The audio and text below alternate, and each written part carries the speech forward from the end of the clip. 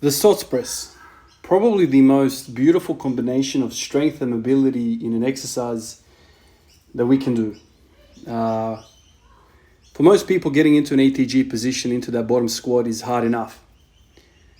But then to ask somebody to press out of that position is basically showing off how good you are, how comfortable you are in that ATG position. That's kind of what I see.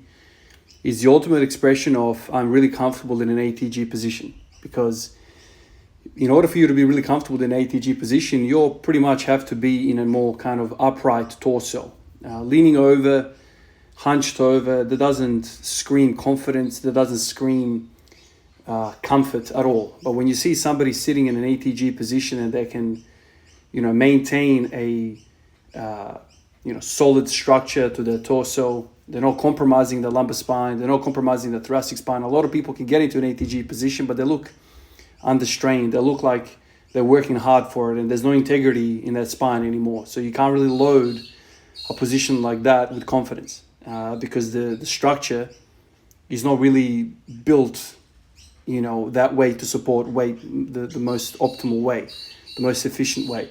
But when you have somebody that is in an ATG position, with structural integrity, they look impressive. They look like they can load that position. And when you add an overhead press out of that position, there's no way you can press out of that position with really bad form. It's just if you push, in front of you, the weight's going to fall in front of you, and that's the end of the lift. So you need to kind of push that barbell above your head with the weight being in the middle of your foot. Now, to achieve that, you basically need to have really good shoulder mobility, and most importantly, you need to have really good hip, that pelvic, ankle, like the lower body needs to be really what's setting up this whole lift. So today I didn't go in thinking about the SOTS press. I went in just to kind of say hi to the front squat. Worked up to 144.1. That was kind of cool, taking it easy today. In between the really heavy squatting sessions that I'm doing right now, I'm just coming in and doing some front squats practice. Then I did some overhead pressing, worked up to 80 for one. Did some back off work from there, and then I thought, why don't I add a few SOTS presses, try and really kind of explore something else, because I was kind of getting bored with doing overhead pressing kind of the traditional way.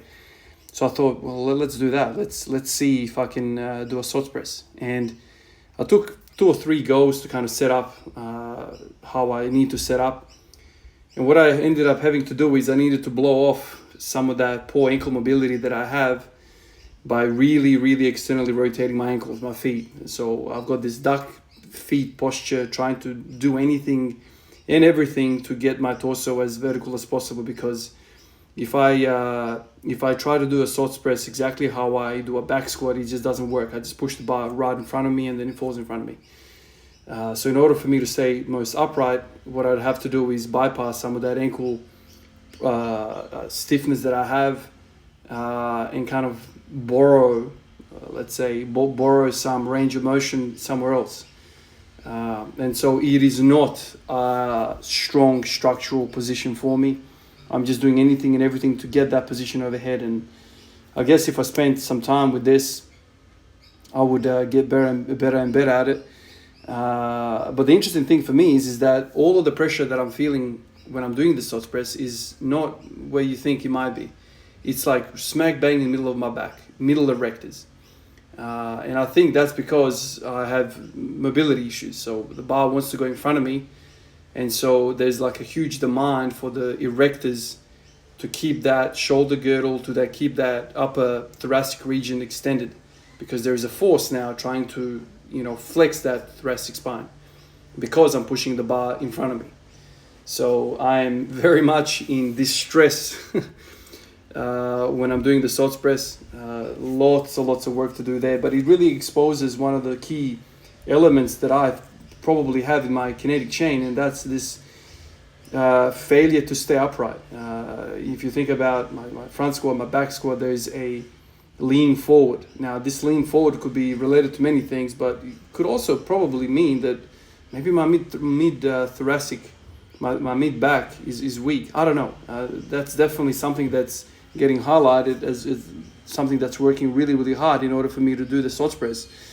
But probably what's the first domino to fall there is the lack of ankle mobility and probably the lack of hip mobility, which forces that thoracic mid-back, thoracic erectors to work really hard with a weight overhead.